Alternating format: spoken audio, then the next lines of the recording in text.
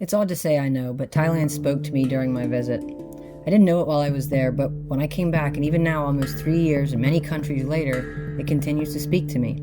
This was not my first visit to a country with street dogs, but when I left Thailand, I didn't feel bad for them. It was an odd feeling for me to not experience deep empathy for them. They were free and happy as they wandered neighborhoods and were lovingly greeted by locals. While they didn't have impeccably groomed coats and did sometimes resemble life in the streets with a scar here and there, even a novice couldn't miss the vibrancy and relaxed nature that they shared. Some were lucky enough to live within temple complexes and cared for by monks. I dropped money in the many donation boxes they had to support the care they provided to the dogs and cats in the temples.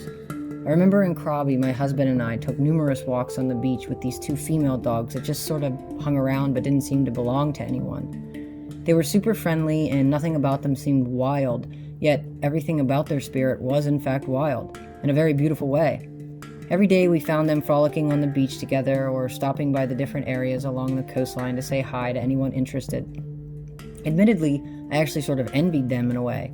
I never forgotten the uplifting feeling I had while being invited to join them on their walk down the beach. When we stayed in this incredible treehouse cabin in Chiang Mai, there were around 10 dogs roaming the area. They belonged to the gentleman who owned the property and told us about each one. Every dog had habits, and one in particular hung out on the bench on the porch of the cabin we rented. He said that if she bothered us to just shoo her away and she'd leave. I insisted that there will be none of that happening during our stay. She even gave me support while I battled a hangover from one too many Leo beers the night before. When we stayed on Koh Phi Phi Island in the middle of the Andaman Sea, I was surprised to see so many dogs and cats. Funny enough, they seemed to share the same chill vibe as everyone on the island seemed to have. I remember fondly on Valentine's Day, my husband and I ate at the only restaurant, and I use that term very loosely, on the remote section of coast where we stayed. There was what seemed to be a golden retriever mix that joined our celebration at the table. Sitting politely from a reasonable distance, but staring intently directly at our food. Where some may have been bothered, we both enjoyed the dog's company, and admittedly, I fed the dog some chicken from the table. It was effortless for me to break the don't enforce undesired behavior rule. I lost 0 sleep over it. Back to the gal in Chiang Mai.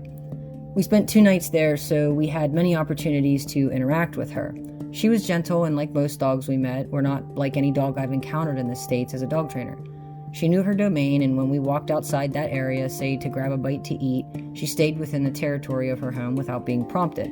It was insightful for me to watch these dogs' behavior. It was similar, but very different than that of the behavior I see with Western dogs.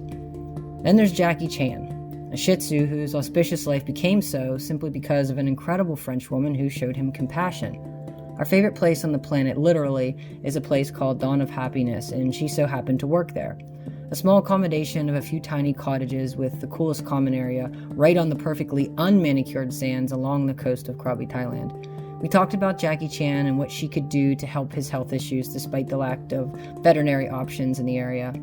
He was a silly boy, a dog whom I've met only once, but I think of often.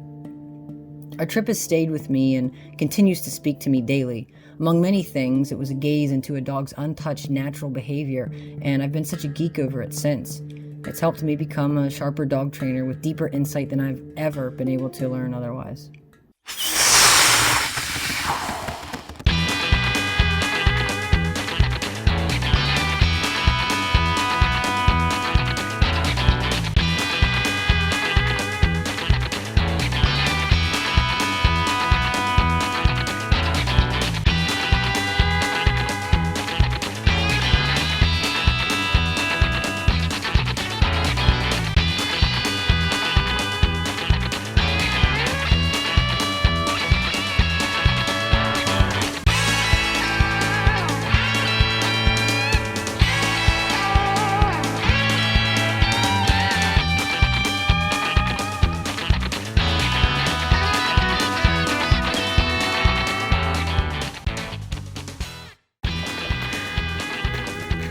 You gotta go up, down, Josh. Don't bounce.